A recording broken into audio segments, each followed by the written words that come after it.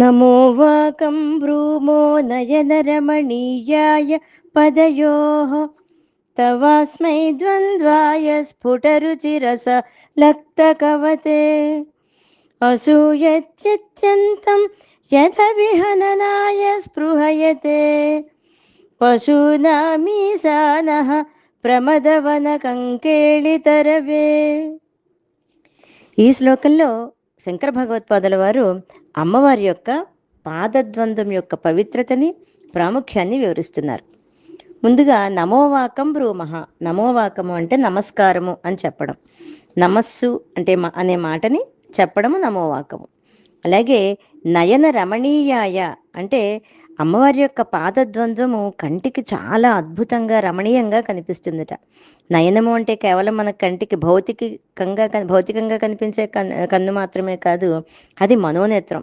అంటే ఉపాసకుని యొక్క మనోనేత్రానికి సైతం అమ్మ పాదాలు రమణీయంగా కనిపిస్తాయి. అటువంటి అమ్మ పాదాల రమణీయత్వము సాధకుని తపోదృష్టికి మాత్రమే కనిపిస్తుంది.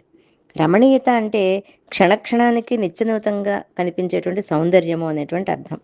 అమ్మవారి యొక్క పాదాలు నిత్యనూతనంగా భాసిస్తూ ఉంటాయట. ఇంకా స్ఫుటరుచి రసాలక్త కవతే. అమ్మవారి యొక్క పాదాలు స్ఫుటరుచిత అంటే స్పష్టమైన కాంతితో ప్రకాశిస్తున్నాయి. రసాలక్తకముతో పాదాలు ప్రకాశిస్తున్నాయి. రసరూపమైనటువంటి లత్తుక కాళ్ళకి పెట్టుకునేటువంటి పారాణితోటి ప్రకాశిస్తున్నాయి. అమ్మవారి యొక్క పాదాలకి లత్తుక అప్పుడే పెట్టుకుందిట. అంటే అది ఒక పచ్చి లత్తుక. అమ్మవారి యొక్క పాదాలు లత్తుక పారాణితో ఎర్రగా ప్రకాశిస్తున్నాయి. అందువలన అవి పరమరమణీయాలు. ఇప్పుడు పశూనాం ఈశానః. ఈశ్వరుడు పశుపతి అంటే సమస్త జీవులకు ప్రభువు. ఆయన యదభిహిన నయనాయ స్పృహయతే అంటే అమ్మవారి యొక్క పాదాల తాడన్యాన్ని అయ్య కోరుకుంటున్నట్టు. అంటే ప్రణయ కలహంలో జరిగే పని. కానీ మహాపతివ్రత అయినటువంటి అమ్మ తన పాదాన్ని పరమేశ్వరునికి ఏమాత్రమూ తగలనివ్వదు. అందుకే అమ్మ పాద తాడనం తనకు లభించలేదని పశుపతి బాధపడ్డాడట. అమ్మవారి యొక్క పాతివ్రత్యం గొప్పదైనటువంటి విషయం అనేటువంటి ధ్వని ఇందులో తెలుస్తుంది.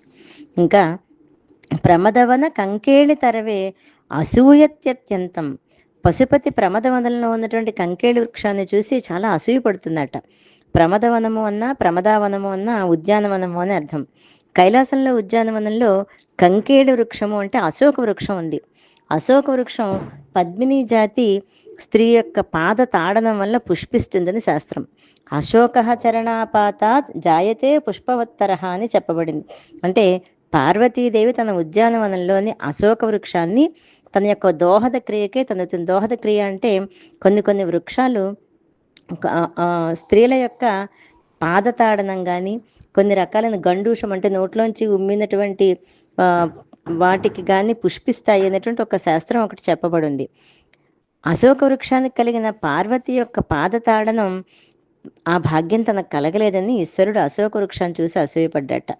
ఈశ్వరుడు కూడా అమ్మవారి యొక్క పాదతాడనాన్ని కోరుతున్నాడని చెప్పడం వల్ల మన వంటి వారికి పూర్వజన్మ పుణ్యం లేకపోతే అమ్మ పాదసేవ భాగ్యం కలగదు కదా. అశోకము అంటే శోకము లేనిది. శివుడు సహితము శోకం లేనివాడే. అశోకము వలె శోకమోహాలు లేని స్థితి కలగాలని ఉపాసకుడు కోరుకోవాలనేటువంటి ధ్వని కనిపిస్తుంది. ఇక్కడ ఒక విషయం ఏంటంటే అశోక వృక్షము దోహద ప్రక్రియ. చాలా సుందరమైనటువంటి స్త్రీలు తమ కాళ్లకు అందెలు పెట్టుకుని అవి మోగుతూ ఉంటే తమ పాదాలని అశోక వృక్షానికి తగిలేటట్లుగా తన్నడం వల్ల అశోక వృక్షాలు బాగా పుష్పిస్తాయని వృక్షముల యొక్క ఆయుర్వేద వైద్యంలో చెప్పబడిందిట. దీన్నే దోహదము అంటారు. అయితే ఇక్కడ ఇంకొక విషయం, అశోక వృక్షం అంటే మనకు తెలిసినట్లుగా రోడ్డు మీద పొడవుగా గొట్టాల్లో ఉండే చెట్లు మాత్రం కాదు. మనం చూసే అశోకానికి పువ్వులు ఉండవు, కాయలే ఉంటాయి. కానీ కాళిదాసు మొదలైనటువంటి మన పూర్వకవులందరూ కూడా వర్ణించిన అశోక వృక్షానికి చిన్న చిన్న ఆకులు ఉండి సువాసన కలిగినటువంటి చిన్న చిన్న పువ్వులు ఉంటాయని తెలుస్తుంది.